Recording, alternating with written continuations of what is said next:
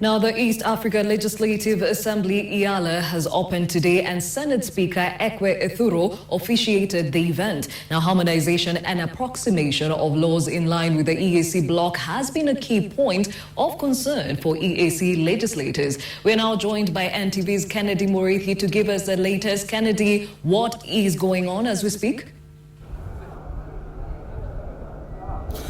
Gladys, I'll tell you, a session of the East Africa Legislative Assembly has just ended, and there's a lot of issues that have come up from that meeting, top of the agenda being an issue whereby the Speaker of the East Africa Legislative Assembly wants member countries to come in and chip their part of their bargain. It has become an issue whereby the Assembly has said that it does not have money to operate, and some of its operations are crippled. Right now, we are being joined by the Speaker of the East Africa Legislative Assembly, Mr. Fred Kidega, who is going to give us an insight of what has really been going on in the 1 week that they've been here. Speaker, what have you been able to achieve in the 1 week that we have been here in Kenya? Thank you so much. And the most important thing I'd like to tell the viewers out there is that we are in Kenya, Nairobi, and we have a long agenda as a legislature. We reported here for our third meeting of the fifth session of the third assembly. We have accomplished last week and this week. We have considered a number of reports. Key of those reports are: one, the report on sensitization of the East African populace about the integration agenda. The Assembly, under my leadership, have launched a protracted program to sensitize the Wananchi about the integration agenda, what is in there for them, and also get a feedback from them.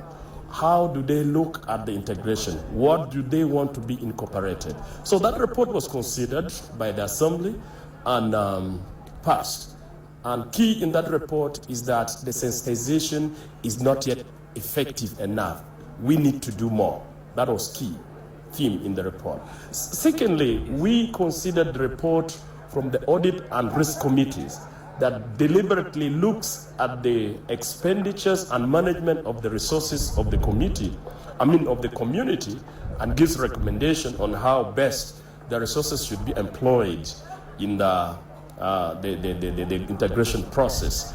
We have also considered other reports from other committees, and today we have had a special meeting in which His Excellency the President of the Republic of Kenya, represented by the Right Honorable Ekwe Ethuro, the Speaker of the Senate, presented the President to address the Assembly, and we discussed a number of issues ranging from issues of funding of the community, war against corruption, question of good governance, issues of fast-tracking the assent to bills, issues of approximation or harmonization of the municipal laws, the national laws, to conform to the regional law for ease of implementation.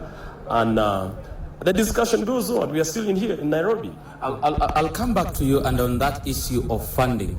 Are you adequately funded? Are member states playing their part in funding the East Africa Legislative Assembly? First of all, I must first commend the commitment of the partner state governments to the integration agenda. It has brought us this far, and we really commend the governments. Today, as we speak, there is a bit of difficulties that the community as a whole is experiencing, which is also a reflection of the situation our economies in the region is going through. We have difficulties in terms of remittances from the capital to the community, to Arusha. And we appeal to our governments to comply with the commitment to remitting funds to the EAC integration process. There's another thorny issue that has really come up in your discussion, not only today, even from the first day when you had a press conference with members, and there was the issue of integration. If animals are allowed to come in freely into different countries, are we as human beings emulating animals in the sense of really integrating and moving freely? That adage was a vote of no confidence to the actors who are against the implementation of the Common Market Protocol. The Common Market Protocol is very clear. Goods should move freely, capitals should move freely, services should move freely, citizens of EAC should have rights of settlement and establishment. So the adage of using the animals that cross borders without limitation is just to implore the various agencies and actors that we can do better. So my point of view is that we need to appeal to our governments to implement the Common Market Protocol. Thank you very much, Speaker. And we were speaking to Fred Kidega, the Speaker of the East Africa Legislative Assembly, who have been sitting here in Kenya for the last 1 week. They'll now be moving on into another country where they say that their integration is only on paper, but they would want member states to really actualize such a matter. Back to you, Gladys.